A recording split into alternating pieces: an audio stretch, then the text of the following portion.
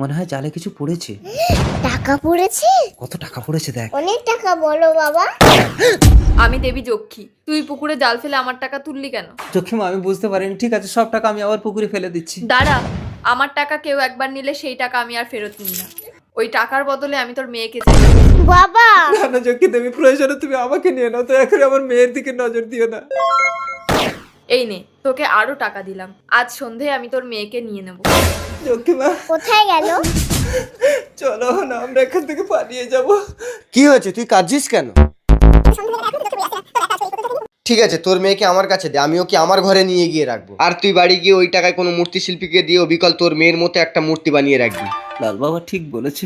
তাড়াতাড়ি করো শিল্পী ভাই, সন্ধে হয়ে গেল, যক্ষী বুড়ি চলে আসবে। দেখো অবিকল তোমার মেয়ের মতো হয়েছে? হ্যাঁ হ্যাঁ, দাও টাকা দাও, নাও। ভাঙলে কিন্তু আমি দেই না। পুতুলটা অবিকল আমার মেয়ের মতো হয়েছে বলো সুধা? হ্যাঁ, কিন্তু সন্ধ্যা হয়ে গেলে এখনো তো যক্ষী বুড়ি আসছে না।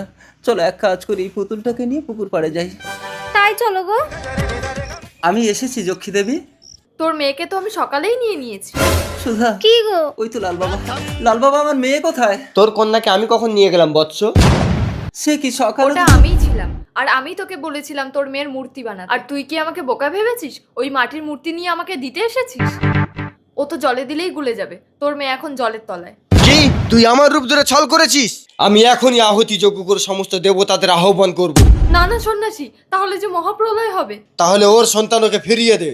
অসম্ভব, সে তো এখন জলের তলায়, মৃত প্রায়। একটা উপায় আছে, আমি এখন জলের নিচে গিয়ে ওর শরীর থেকে প্রাণ নিয়ে এই মাটির পুতুলে নিক্ষেপ করছি। বাবা, অহনা, অহনা, মা। জয় মা যক্ষী দেবী।